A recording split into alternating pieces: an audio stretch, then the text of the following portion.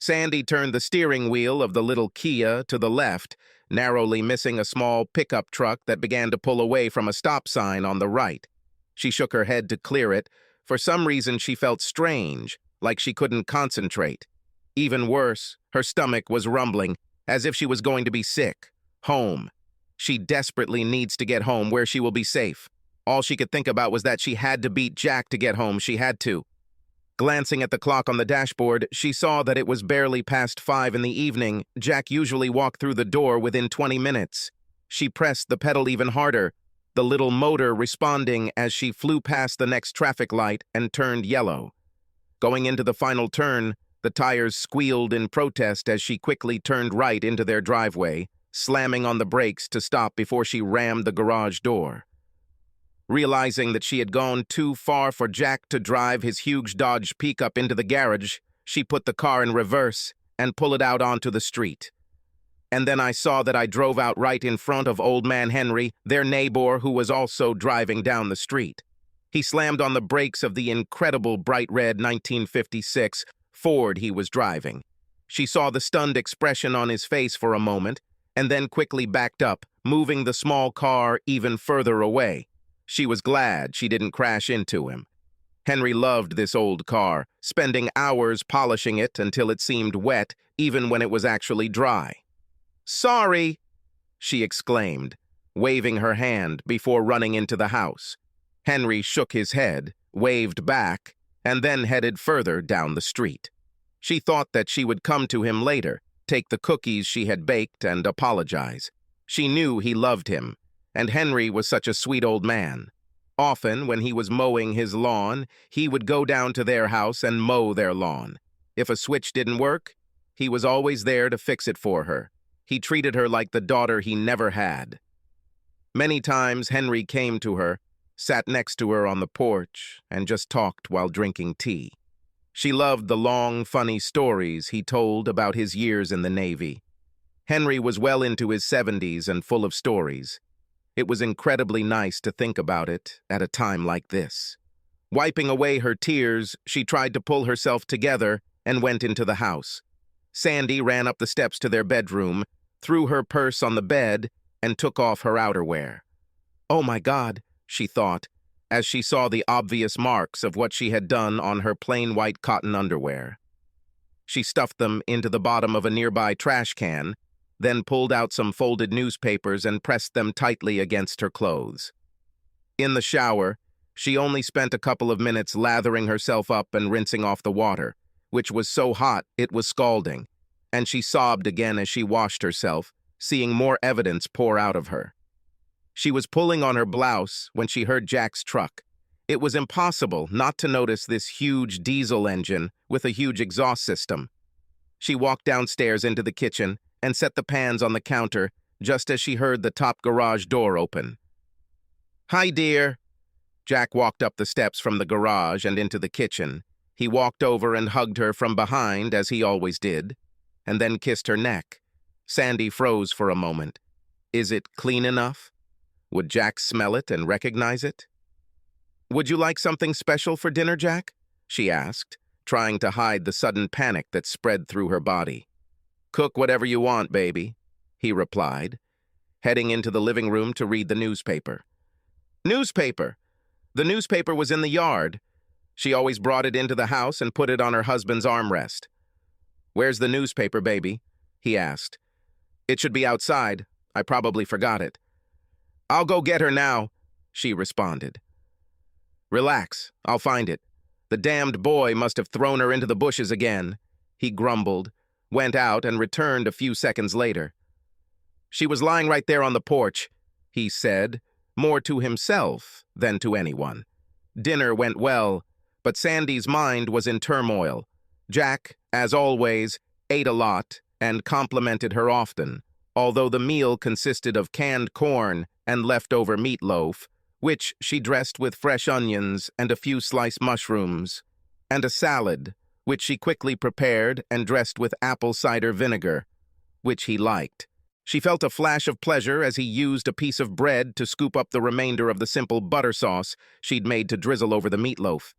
It had a small pinch of Italian seasoning. one of her mother's secrets. Jack sat and ate, acting completely normal. How can he not know? It was as if she felt that he should know, but of course he couldn't. Jack. Sweet and wonderful Jack. He trusted her completely, she knew it. Now she has betrayed him. "How was your massage today, honey? Still helping?" Jack asked, with his mouth full. "Great," she replied, feeling a shiver run through her at these simple words. Jack knew she had been getting weekly massages since her accident. She goes to it every week and it really helps her. Sandy quickly stood up and walked into the kitchen, having to hide the tear that rolled down her cheek. She wanted to just burst into tears and let it all out, but she was scared. She wanted so desperately to tell him, to confess. But Jack will leave her, and she will die if he does. Jack trusted her completely. And now, tears silently rolled down her cheeks. Sandy quickly took some cool water and rinsed her face. Maybe he will beat her? God, how she hoped that he would beat her and punish her. But he is a kind and gentle man, and she knew that he would not do this. She had never heard him even raise his voice, not once. Even when he was upset about something, he usually needed a few seconds to collect his thoughts before saying anything.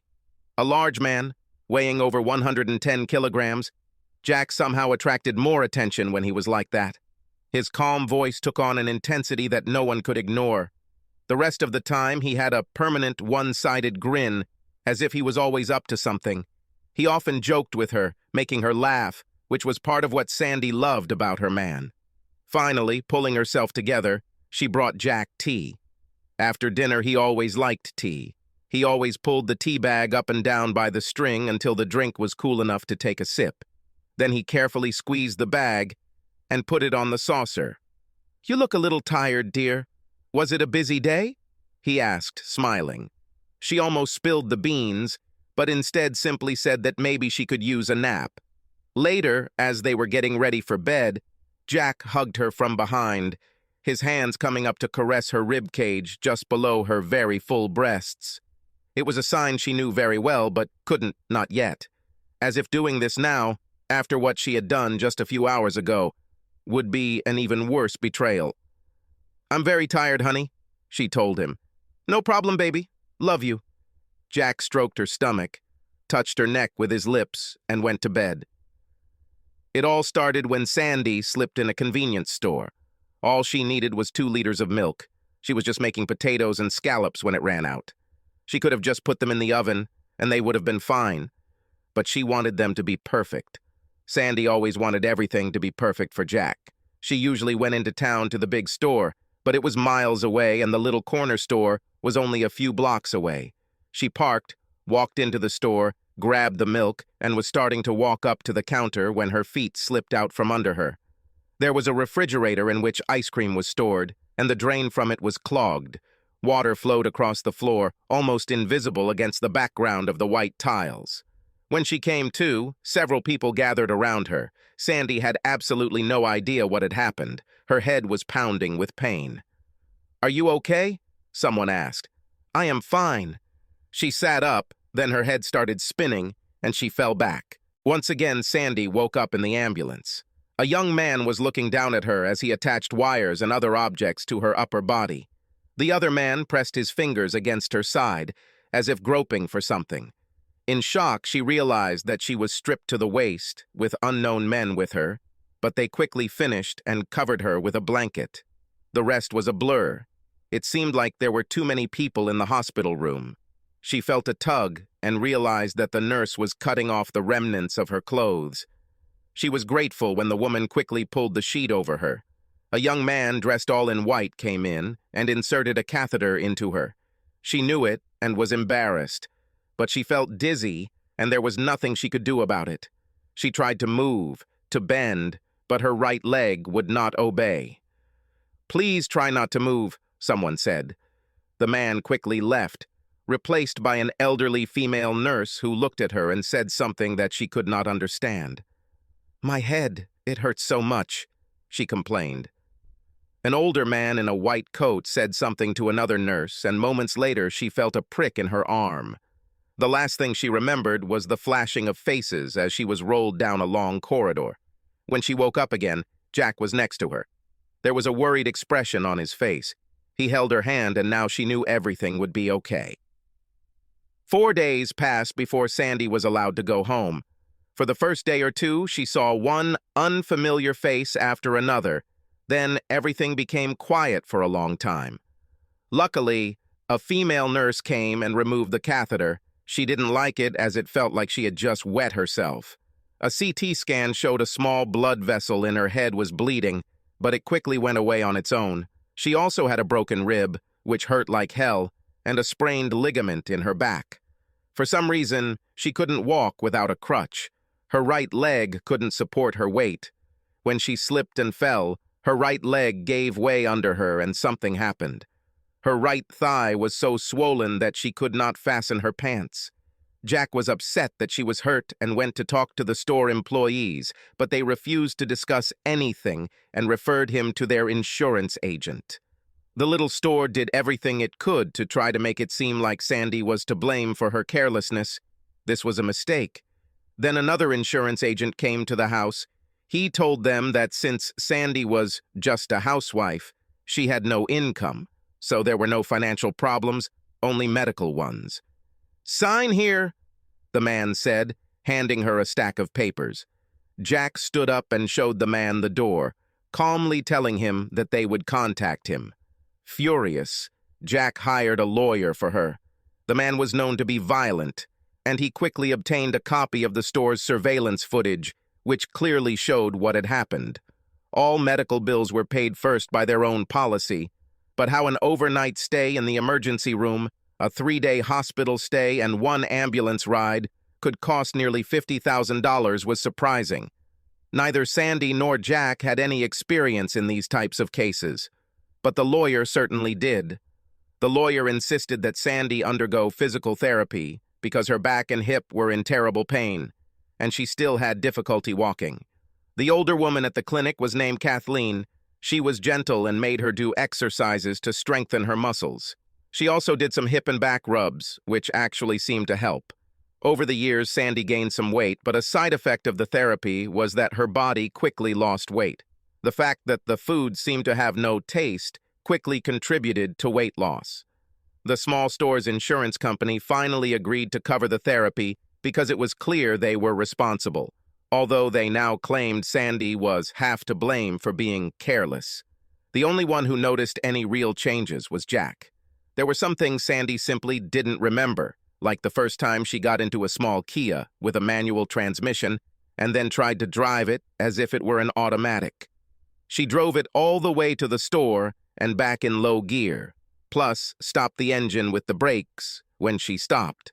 "There's something wrong with the car," she told Jack, and he went out and checked. Everything was fine, and he asked her to show him what was wrong. He sat in the passenger seat and watched her struggle with it. Jack carefully explained how the car worked, even though she had been driving it for over a year. After this incident, he began to pay more attention to her. One day he needed a checkbook. He looked at the numbers and they seemed strange to him.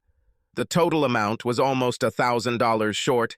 He sat down at the table, folded the checks, and restored the balance. For some reason, Sandy just couldn't add up the numbers correctly. There were other things, too, like too much salt in the mashed potatoes she made, which was a small thing in itself, but not at all like her. After talking with the lawyer, Jack sent Sandy to a specialist, who found nothing wrong, but Jack realized that something was wrong.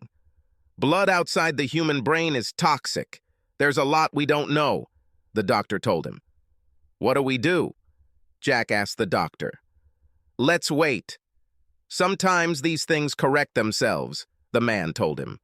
After a few months, many of the little strange things she did disappeared, and she seemed normal again. Jack didn't mind that. Having lost almost 20 kilograms in 6 months, she looked like the girl he had married, and not the soft 33-year-old woman she had become before the accident. Jack even took care of himself and worked on his light tummy with some success. It took almost a year before Sandy's hip got much better. The settlement was quite large, and the amount was unexpected for both of them. The insurance company tried one last stupid trick. They still claimed Sandy was 50% at fault due to negligence. When Sandy fell, her hand hit the floor and became very swollen, so she had to have her wedding ring cut off at the hospital. The repair cost only $100, and the insurance company sent a check for $50, hoping, of course, that they will cash it out, not understanding the consequences. The lawyer was having a party, and the company failed when they realized that the jury would see what they were trying to do. "I'm really going to miss Kathleen rubbing my back and thighs," Sandy told Jack one evening. "Hey, there's no reason why you can't go and do it, baby. The insurance company won't cover it anymore, but damn, we can afford it," he told her. "Maybe I'll do that," she replied, without really thinking about it. About a month later, she called her therapist to see if she could get a massage. Kathleen gave her the phone number for a local massage therapy studio and spa, since she worked primarily with accident victims for the doctor, and her sessions were very expensive. "It's usually about $50 an hour instead of $250 for a doctor's visit, Sandy," Kathleen said. Sandy called and made an appointment at the spa. The woman was very nice, and she felt great. She started going there once a week. It was so pleasant that she even invited Jack to go himself, but he did not agree. "How can I stand having some cute young thing rub my bare ass?" he teased her. "Oh, it's not like that. It's just a massage," she giggled at his teasing. "They massage your ass, don't they?" he asked, reaching out to pat her ass. "Yes, but it's all women," she said. "Maybe I should come and look at it." Jack grinned. "Pervert," she laughed. This started it all. Sandy loved the light teasing and the way Jack sweetly made love to her afterwards. For several months it was like this. She did her weekly shopping, then took a shower and went to the spa. One of the girls worked on it. Some were better than others, but all were good. One hot, sunny day, she showed up for her appointment looking forward to a quick bath, followed by a massage. "Today, 2 of our regular masseuses are not working, but there is a new one, if you don't mind," the administrator told her. "Of course, it will be good." Why not try someone new, she thought. She was shown into a back room, undressed and soaked in the huge hot tub for a few minutes. Then she quickly took a shower, pulled on the soft, fluffy white robe that was provided for her, and went into the small room. The woman said Randall would be there in a few minutes. Sandy barely had time to put her purse on the floor when this thought flashed through her head. "Randall? Man?" She turned to the door to tell the receptionist that she had better cancel the appointment when there was a knock and the door opened. Standing there was one of the most handsome men she had ever seen in her life. He was wearing fairly long shorts and a white tank top, and his arms were very muscular. He had dark, wavy hair, rugged features, and was about her age. He wasn't very tall or even large, but he looked like he'd stepped straight out of a magazine photo. "Hello, I'm Randy and you're Sandy?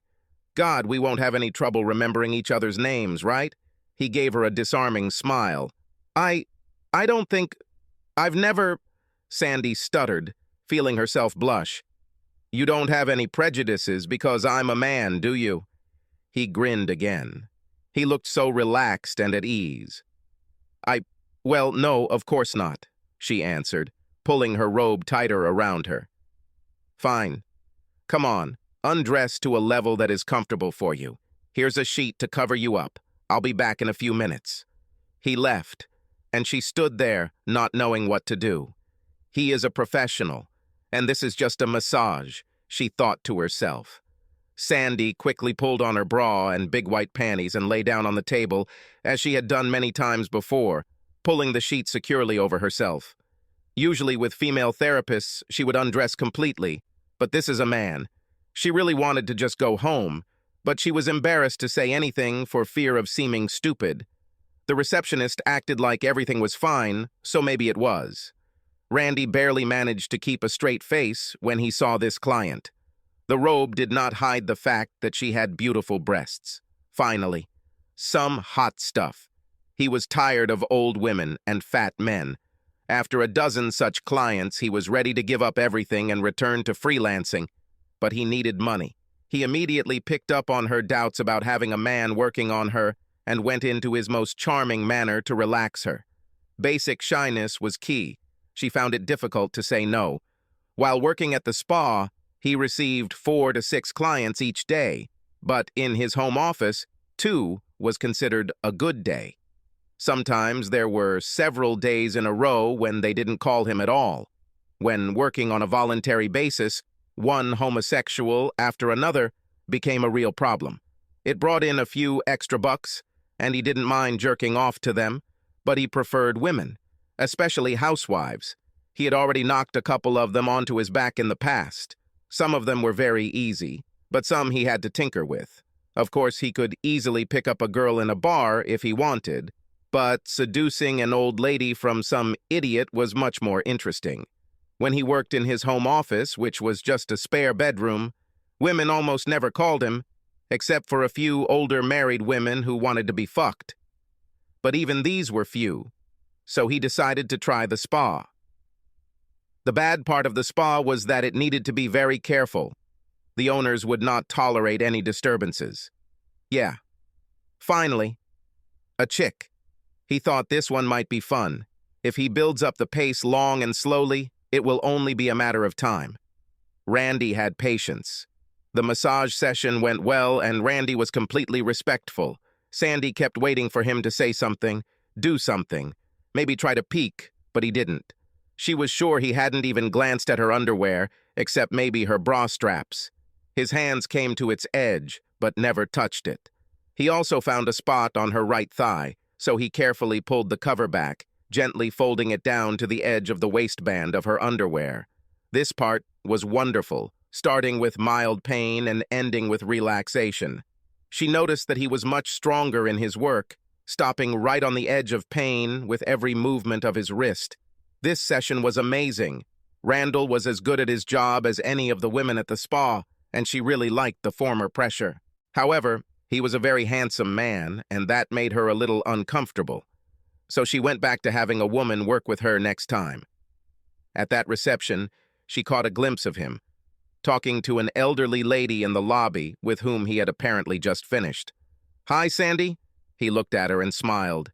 She smiled back, and then entered the room with the hot tub and sauna. That evening, Sandy told Jack that the spa had a male therapist. She thought about it a lot. It was all completely innocent, and she actually liked the intense pressure.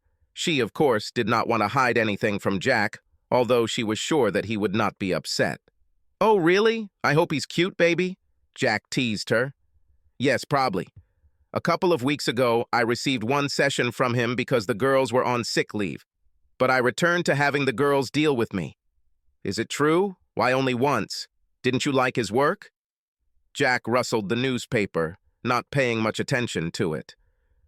"I think the difference is that men are stronger, I guess." She drawled, waiting for his reaction. "Yes, probably. All these guys are usually gay, so it shouldn't matter. Plus, they are professionals, so it's no different than visiting your doctor. I still didn't take off my bra and panties, plus the sheet, of course." "It's a shame, isn't it?" Jack laughed. "I guess I was stupid," she said. "Yes, probably." Jack reached for the TV remote control. "Would you mind if I asked Randall again?" Sandy asked. "Of course not, it's just a massage. If it makes you feel better, that's good," he replied. Sandy immediately decided that since Jack was clearly not worried, then she had no reason to worry. The next week, Sandy asked if Randall was available and blushed slightly when the secretary grinned. "Of course it's free. Do you want me to send it?" Sandy nodded and then went to the large jacuzzi to soak in it. She was again in a soft white robe when there was a knock on the door. She quickly pulled on her bra and panties, and then pulled her robe tightly around herself. "Hello, Sandy. Glad to see you again. You know the procedure? I'll be back in a few minutes." The man had the same casual manner, the same confident and disarming grin. Sandy started to undress. She had just unclasped her bra out of habit when she thought about it. Then she decided why not, and took off her bra, but left her panties on. This session was the same as the first. He didn't mention the lack of underwear, although he knew as he stroked her bare back through the sheet. "Is it okay if I bare your back?" "This will make the job much easier," he asked quietly. Yes, everything is fine, she replied. This was much better because he didn't have to work with her clasp. He held the sheet quite high and partially slid his arms under it, even using the edges of his palms to tuck the bottom in to cover the outer edges of her breasts. Then he took out a hot towel from somewhere and threw it over her shoulders. The feeling was so amazing that she almost fell asleep. Sandy wasn't too bothered by the fact that she was almost naked, lying on the upholstered table. He couldn't see anything anyway. When she turned over, he first lowered the sheet into place, then covered her bust with a towel and pulled the sheet out from under it. Everything was exactly the same as the first time, only now she was fully aware that her breasts were naked under the sheet. When he ran the sheet over her chest, pulling it out from under the thin towel, they tensed, and she realized that the bumps they had made on the towel were becoming visible. But he didn't do anything that could be construed as anything other than a massage, keeping his hands carefully outside the towel. Only after a few sessions with him, the situation changed slightly. By that time, she was comfortable enough with him, and she completely undressed, deciding that this way he could better work on her thighs. Randy pulled the sheet down to expose her back so he could apply the lotion. It was much better, and now he could work on the outer edges of her buttocks and thighs without getting oil on her underwear. He always stood on one side and pulled the sheet towards him before working on the opposite thigh, then moved it away before moving to the other side. Then came the next small change. She had just turned over on her back. Randy lowered the sheet over her body and reached for his small towel that covered her bust, and then calmly asked her, "Aren't you ashamed of your breasts?" "No, not really, but Sandy said, not knowing what to answer. Women would sometimes work on her there, and it was nice, but Randy was a man? She wasn't really all that shy, but other than her husband, some doctors, and a friend she let touch her a little at prom years ago, no man had even seen them, let alone approached them. Touch. Well, working there can be very rewarding, but I can tell you're a little shy about it. So let's leave it for today, okay?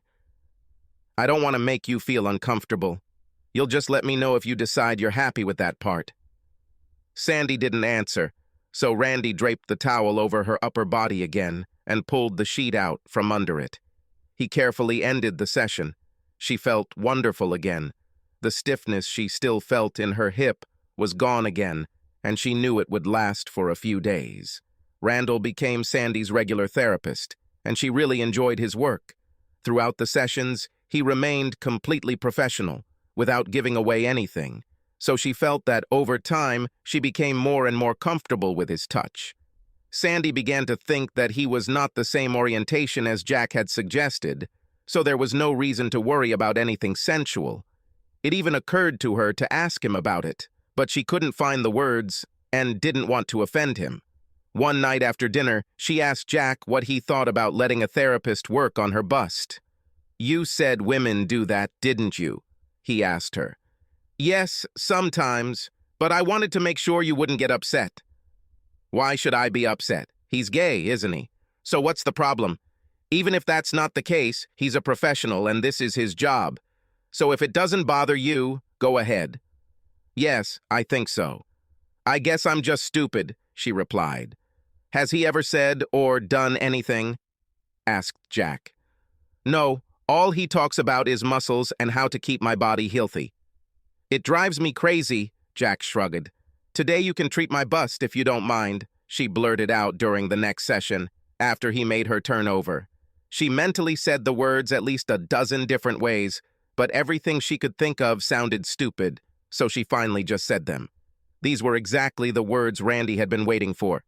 He tossed the sentence out carefully, and then let things take their course. "Fine. Do you feel pain or any tenderness in this area?" he asked, controlling the sudden excitement in his voice. "No, not really.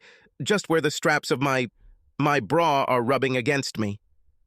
"You can try a different design. This is a big problem for women like you with heavier breasts. This can lead to various kinds of problems with the spine and lower back pain." He even offered her several brands, explaining the benefits of each type. Sandy almost giggled. A cute man who knows about bras is funny. Randy picked up the small towel he usually used and moved it to the side. Even expecting this, it was still a slight shock to her. Sandy's large breasts were exposed, and she saw Randy glance at them and then turn to get his lotion. Coconut. It makes the skin soft and pleasant. It's a little more slippery than almond butter, which is what I mostly use, he said. For a moment, Sandy felt like she wanted to cover herself again, but he began to work quietly, and soon she relaxed. She looked at him through narrowed eyes for a few moments, but as far as she could tell, he might as well have been rubbing her feet. He made several circles on each of her soft breasts. Her large breasts always moved slightly in different directions, and Randy used both hands to gently press each one inward, his fingertips stroking the outer muscles on each side. It was so pleasant that she closed her eyes and resigned herself. Randy took a quick glance at Sandy's large, soft areolas. They were almost 5 centimeters in diameter. It was impossible not to notice how they tensed slightly. He wanted to lean down and touch them with his lips, but he restrained himself. Everything has its time, he thought. He knew very well that if at any moment he moved too fast, everything would stop. He finished quickly, a little too quickly for Sandy as the sensation was really good, and covered her again with another modest towel. The towel was soft. He warmed it up and it was just wonderful. This time, as he gently probed her stomach clockwise, his fingers went lower than usual. Sandy was already feeling a slight tingle from the delicious effort on her rather sensitive bare breasts, and a brief touch below the waist made her feel slightly moist. Her breathing faltered a couple of times before she managed to get it under control, but Randy still didn't react. "I think you were right. Randall seems to be homosexual," she told her husband that evening. "Why do you say that?" asked Jack. "Well, girls usually bust me out, so after I asked you about it, I told Randall it was okay." He did so, but showed no reaction at all. "Yeah, he's either blue as a $3 bill or dead if he didn't like those breasts." Jack grinned, moved sideways on the couch, and grabbed her. "You're such a pervert, getting excited by some homosexual touching me," she giggled. "Actually, the thought that one of the women might do this also excites me," he chuckled.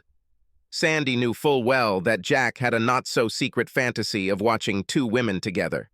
Of course, it wasn't something she had ever considered, but it was fun to tease about it. She also knew very well that just a few comments on this topic were enough for Jack to take action. "God, you really are a pervert, aren't you?" She giggled again, and then Jack began to caress her, and her mind went into a swoon. It was a fun time. Jack made love to her a couple of times a week, but usually only in bed. This time they started on the couch and ended on the carpet, giggling and having fun. Later, when she was in the shower, Jack climbed in with her, and they soaped each other up before rinsing off. They dried each other off and got into bed.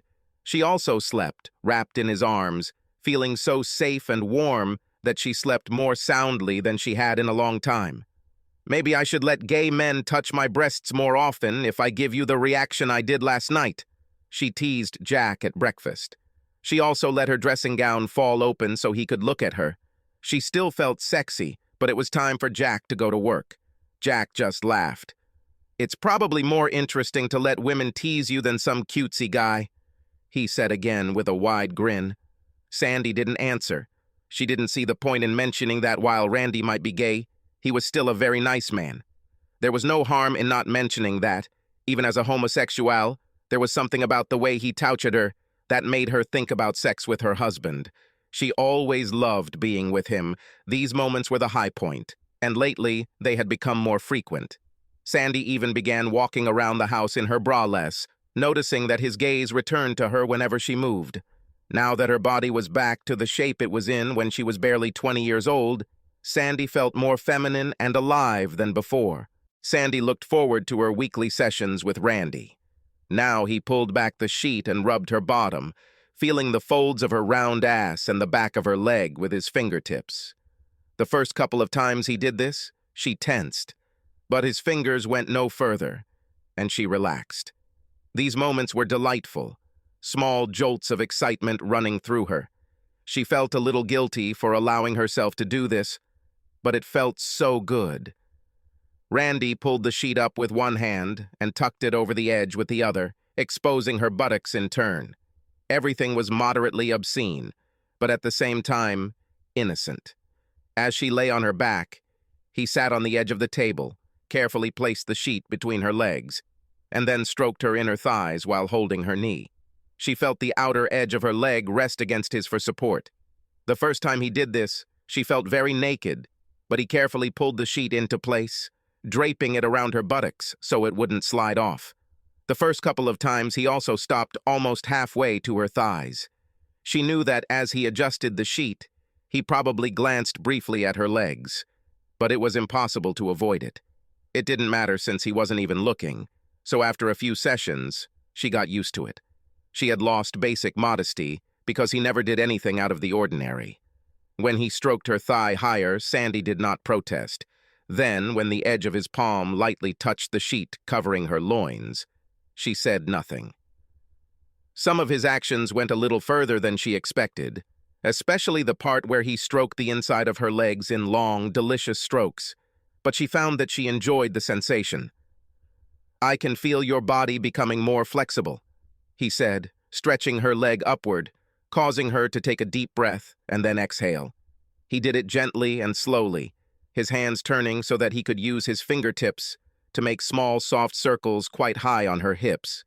It was actually very intimate, but she allowed it because by now she was sure that Randy was just trying to please her body.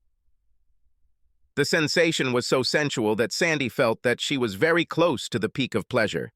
Several times, when the edge of his palm barely touched her groin through the fabric, she thought it was an accident.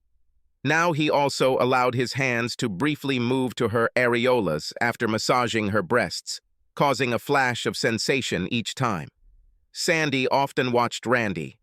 When he worked, he always had such a cautious manner. If he ever showed any reaction, she knew she would have stopped him right there. Now she loves these days. By the time she returned home, she was ready for Jack to make love to her. In this regard, everything was very good. Having fully recovered from the accident, her life was now ideal. When Randy one day handed her a regular-sized bath towel to cover herself with, she didn't think anything of it. Usually he left the room while she was undressing, but this time he mentioned that he wanted to go study some more, and she became interested in it. As he spoke, she undid the buttons on her blouse and took it off, then unclasped her bra and threw it off without even thinking about it.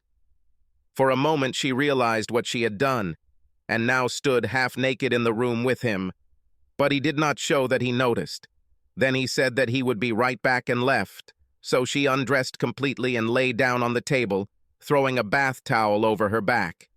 Being almost naked in front of him didn't mean anything. Everything was natural now. That day, he also mentioned that he would no longer work at the spa, but planned to return to college to further his education. Sandy was unhappy about this until he made a proposal that he would have a home office and would see a few clients there a couple of afternoons each week. "I understand if you want to keep coming here, that's fine, but since you're one of my favorite clients, I just thought, would you mind coming there?" he asked her. "I think it's possible," she answered. Randy smiled and then went about his normal work. Success. Now he knew that it was processed and ready. He had to get Sandy out of this stupid spa setting. They were a bunch of conservatives, and there was no way in hell he was going to get away with it in this place. All it takes is a drop into her glass of water, and it will strip her of any remaining inhibitions. When she just started taking her clothes off while he stood there talking to her like it was normal, it was amazing. Women had done this to him before, but they usually did it in a teasing manner. Sandy did everything as if it were the most natural thing in the world. This little bitch was really tough. He knew he had excited her several times. He could feel it. It drove him crazy, and he needed everything he knew to maintain his doctor's tact. She was very difficult to get close to. He thought that she had probably only had one man in her entire life, and that thought made it all the more fun. Yes, getting this woman required a little help. He had already used the white powder stored in a drawer in his apartment several times. The first time the girl turned into a zombie, so the second time he used much less powder, and within minutes the woman was his. He didn't dare try anything like that at the spa, But once he got her into his apartment, she would be his. He could hardly wait, having spent months trying to get a piece of this woman's ass. Up to this point, he was almost ready to give up on her, until she seemed to have reached her condition. If he does it right, she'll still think it was her idea. 2 weeks later, Sandy was walking up the steps to Randy's second-floor apartment. He led her into what he called his home office, which was simply a second bedroom with a massage table. He handed her a small towel, explaining that he didn't have his own sheets yet. "I used to use rental services, but they need to rent 12 sets a week, and I won't have that many clients here," he told her. "Maybe I can sew some for you if you'd like?" She smiled, unbuttoning her blouse. "That would be great," he replied. She noticed that on his desk was the bottom sheet from a full-size bed, folded to fit. Strangely, the table was much lower than in the spa. "It will be easy to do." She looked at the table as she unclasped her bra and set it aside. "The bottom sheet should have stretch corners," Randy told her, pausing slightly to see if she would continue to undress. She pulled off her trousers and hung them on the chair. Turning around, she saw him still standing there with a towel in his hand. Sandy took the towel, not thinking much about it since Randy had seen her almost naked many times. It was quite small, but she decided it would be enough. Then she hesitated. He was still standing there. "I'll be right back," he said, leaving. Sandy left her white underwear on, as she always did when she had her period. He even placed a small jug of water and a glass nearby for her. She took it and took a sip. The water was nice and cold. Randy walked in. A few minutes after he started, she saw him reach for a glass of water. He poured out the water, then filled a glass from the jug and handed it to her. It seemed a little strange, but she took a few sips. Randy noticed that she didn't take off her underwear, and of course, he knew why. He was just unlucky. Nature intervened, but he can always do it next time. But still, he poured out the glass of water he had mixed, and then filled it with fresh water from the jug.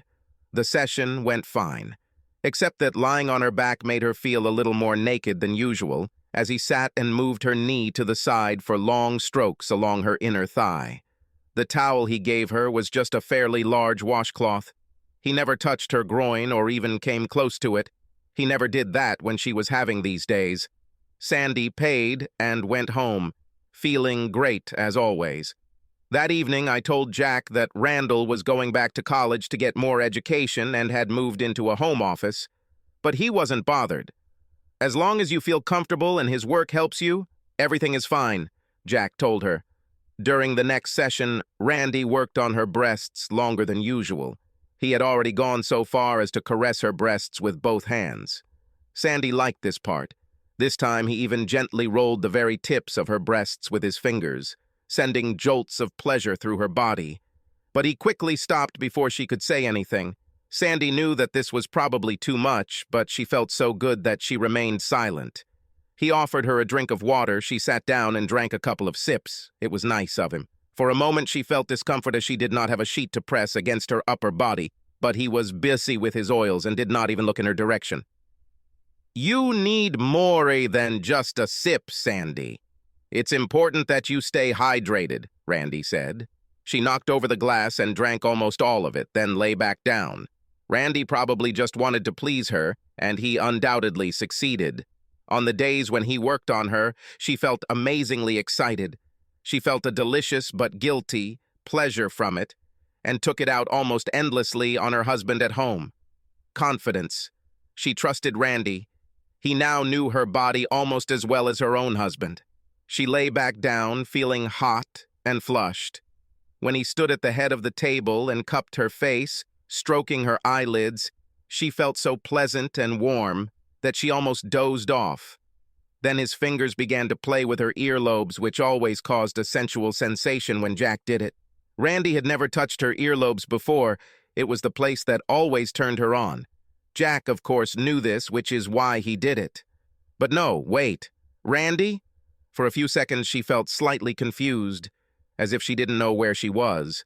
Now she wondered why Randy was doing this, but she couldn't bring herself to say anything. She still felt like she wanted to doze off, so she blinked her eyes quickly and took a deep breath. Randy saw the dose of powder begin to take effect. It was time. Then his fingers moved down her neck to her shoulders and then lower. Her thoughts turned to her husband, Jack. She felt so good. It would be wonderful to touch him, to feel his body next to mine. As if in a dream, Sandy felt hands pressing on her stomach, making circular movements, his hands going lower and lower. Then there came a moment when the edge of his hand moved the towel aside and actually touched her. She knew this because the sensation was completely different than when he touched her through the sheet. In this foggy world between sleep and wakefulness, she again felt a light touch. The towel no longer covered her. She opened her eyes. Randy was looking at her. His expression was different. "Stop that!" The words formed in her head, but not a sound came out. Sandy's legs spread as fingers probed her. She didn't think about it, they just did it. For a moment, she wondered what was happening to her. Suddenly, she wanted these touches. Her hips lifted to meet his hand. And then Randy began to touch her harder as her body responded. Something was very wrong. She had never felt like this. Almost continuous small spasms. She knew she had to get up. She had to stop this. This is madness. Wrong. "Oh," escaped from her lips. Although she struggled to say something, Randy then stood up, one hand still touching her in a much more intimate manner than before. Randy placed one hand on each knee, sliding them down. She watched him do this, unable to do anything.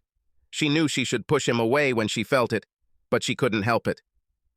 He is not homosexual. She unconsciously thought at that very moment, and then everything around her turned into a continuous blur of pleasure. For a second or two, she tried to force herself to stand up, but then it all started again, and it was impossible to stop. Came out of her lips. She put her hands on his shoulders, trying to push him away, but she couldn't. Instead, she dug her nails into him, which only seemed to spur him on. When she once again had pleasure, everything around went dark. The next thing Sandy felt was a cool sensation as Randy used a damp towel to dry her off. She looked at him. He was naked. "Wow, that was something," he told her, drying himself with the same wet towel. He raised his hand and weeped his shoulders, finding traces of blood on his fingertips. Sandy stared at him. She quickly became alert. "Oh my God!" She sat up and reached for a towel to cover herself, but there was none. She was naked. "Are you okay?" Randy asked. He seemed surprised by her reaction. "No, we can't. We shouldn't. I'm married." She swung her feet off the table and reached for her clothes. She still felt a little unsteady. "What's the matter? From the way you acted, I thought this was what you wanted," he said. "No, I didn't want to, but not this. What should I do?" She screamed. She got into her clothes and grabbed her purse, running out the door. The last time she saw Randy, he was standing there naked, with a smirk on his face. As Sandy started the little Kia, she glanced at her wristwatch. Was it 10 minutes to 5? How can this be? Her meeting was scheduled for 14 hours. Where did almost 3 hours? That evening, when Jack tried to hug her, Sandy brushed him off, telling him she wasn't in the mood. A few days later, Jack asked point blank if she would ever be in the mood again. That night, Sandy fulfilled her duty as a woman, but no matter how hard she tried, she could not get pleasure. Eventually, after an internal struggle to get her body to respond, she feigned to please him. The next few teams ended the same way. Jack, of course, knew about this and was unhappy, but did not say anything so as not to upset her. For some reason, he couldn't pinpoint. He knew something was bothering her. He hoped she didn't relapse.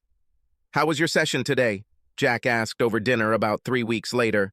He didn't mention massages and didn't know that Sandy didn't go to any of them. She opened her mouth to say that everything was fine as before, but instead she said that she didn't go. "Aboot, why?" he asked. I wasn't in the mood, I guess." "Is it true?" "I thought they were helping you," Jack said. "They helped, but I'm probably better now." Sandy saw Jack looking straight at her with a curious expression on his face. She couldn't hold his gaze and lowered her eyes. Jack pushed his plate away and looked at her more closely. "Okay, tell me what happened," he demanded. Nothing, she answered. Damn it! Something definitely happened. Stop pestering me. Leave me alone. Sandy jumped up and ran into the bedroom, closing the door. So, what the hell now? Thought Jack. Is she having these days? This can't be true. She had them a week before.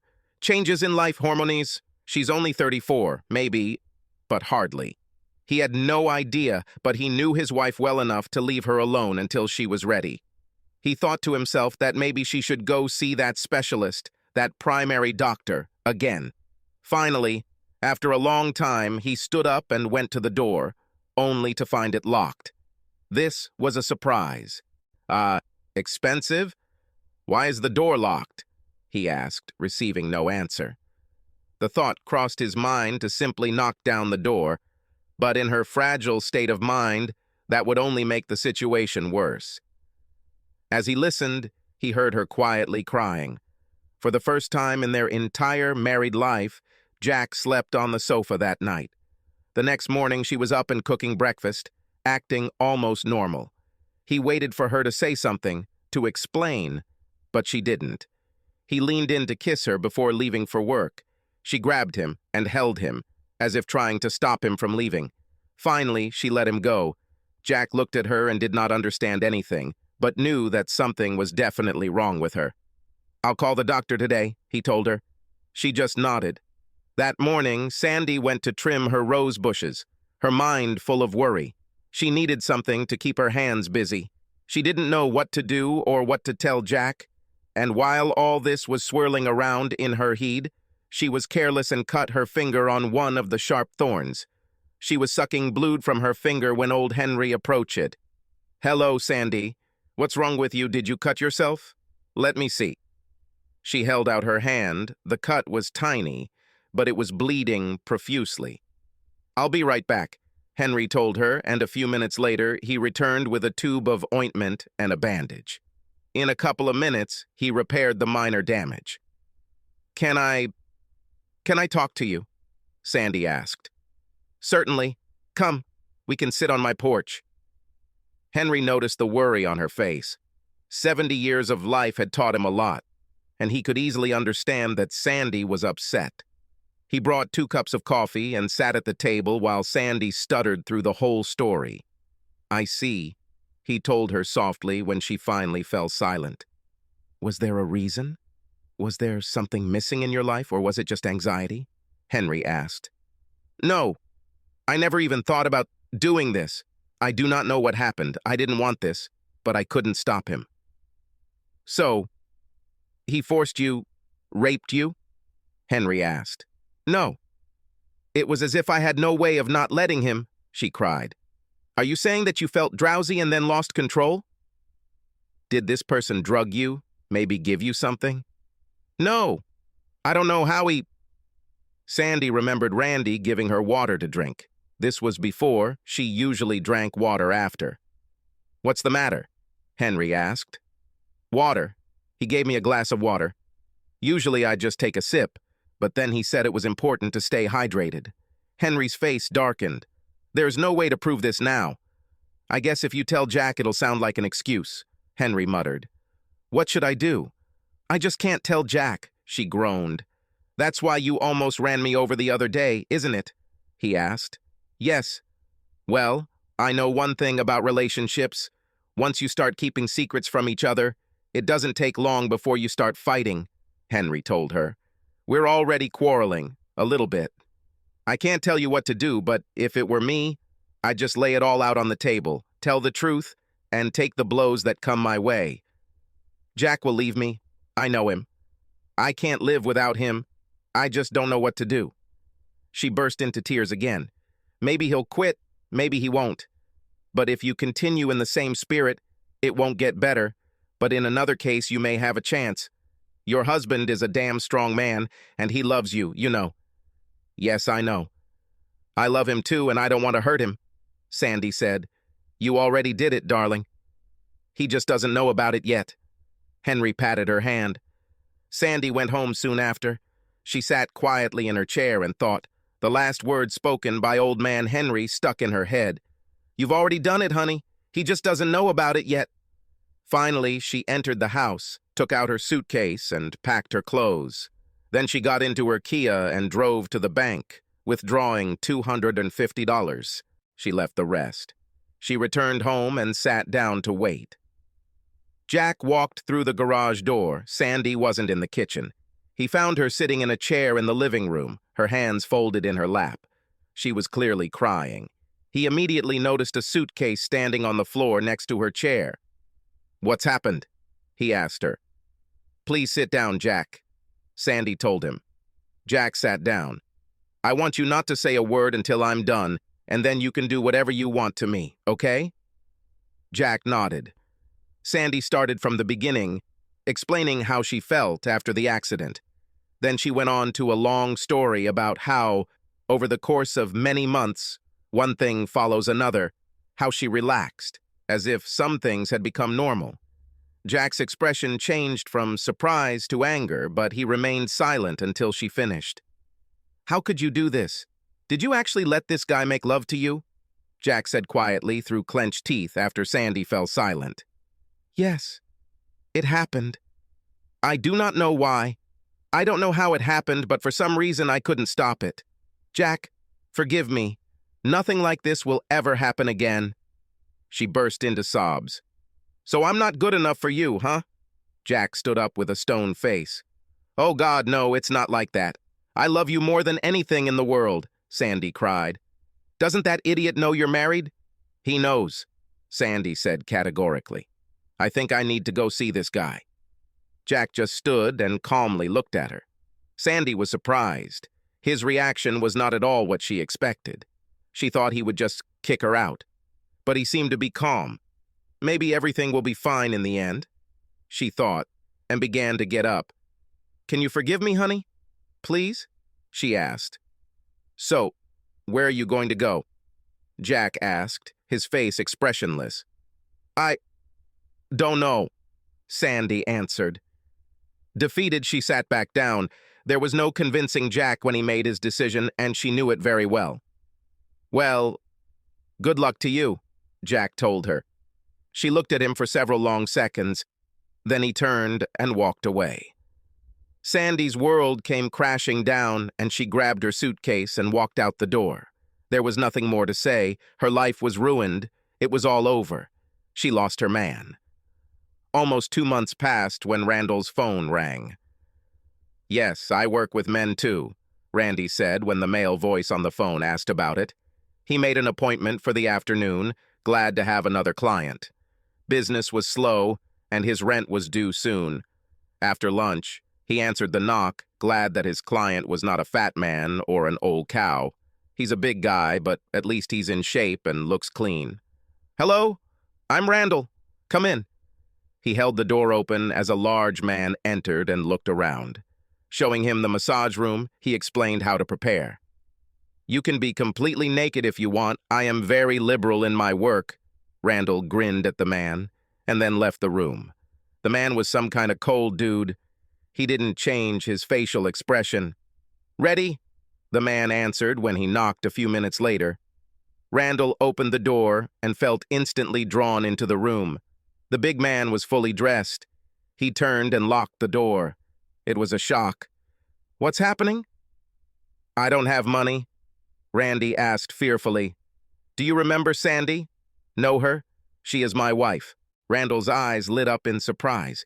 He looked around for some way to escape, but the big man was standing in front of the door, and there was no other way out. "Hey, buddy, it's not my fault. She pestered me herself," he whined. "No, I didn't," Jack told him, just before he hit him. There wasn't much of a fight after that, just a beating. Randy came to his senses. The big man was still there, crouched next to him. He tried to crawl back, away from him, but the wall got in the way. "You woke up, right?" The man hit Randy between the legs with a huge fist. Randy screamed. Then, his voice turned into painful moans, and the man remained on his knees, looking at him. Finally, he said quietly, "Now you will tell me the truth. There's no way in hell my wife would let me have sex with someone else, you piece of shit. You drugged her, didn't you? Speak or die right here today. Choose." The man's voice was level, but hard. Randy knew he was completely serious. "Yes, sorry, please do not kill me," Randy cried. The big man looked at him silently, nodded. His face had no expression. "Where is it?"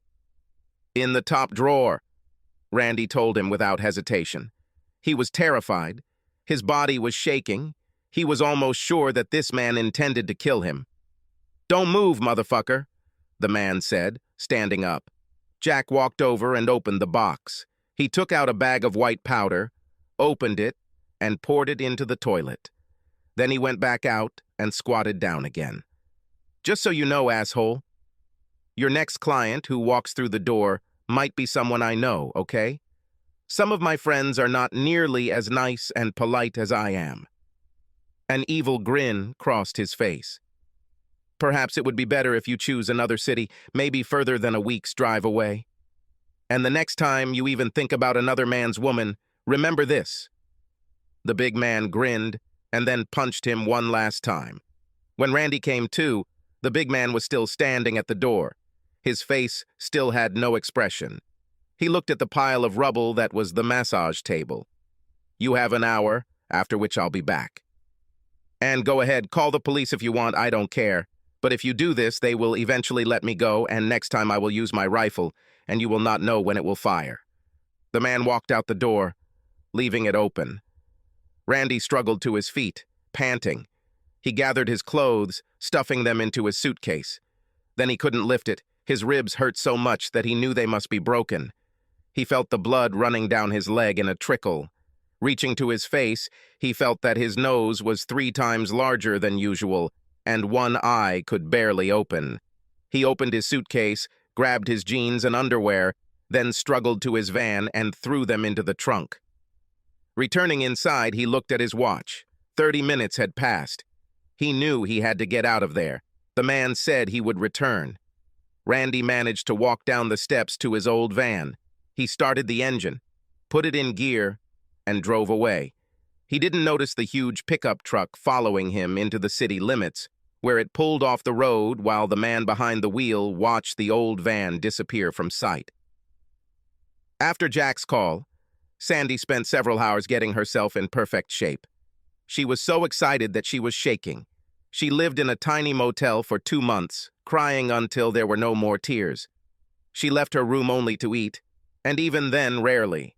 When she called Jack and asked if she could borrow some money when she ran out, he simply told her to go to the bank and get as much as she needed. It was the only time she called, even though every fiber of her being wanted it.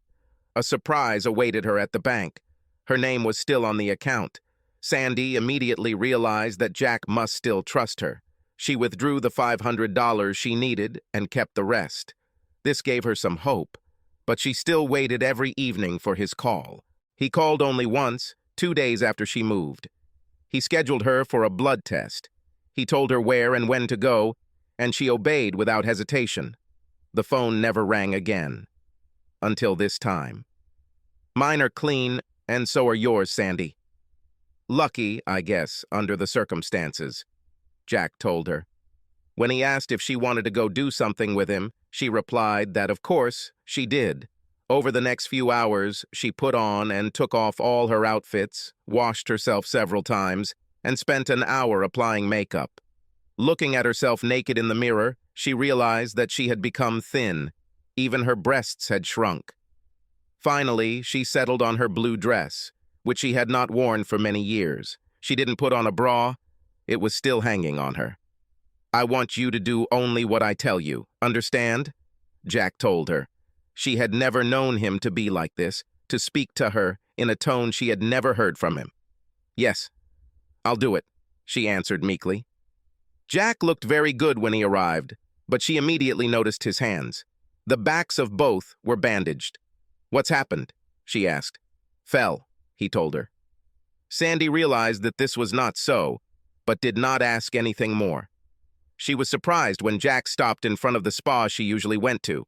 He parked the car, walked over, and took her hand, leading her inside. Sandy wanted to ask questions, but instead she just did what he asked. The 2 women came out and led her away. She looked back at Jack, and he was smirking. In the room, 2 women undressed her and bathed her, then handed her a warm white robe and told her to wait.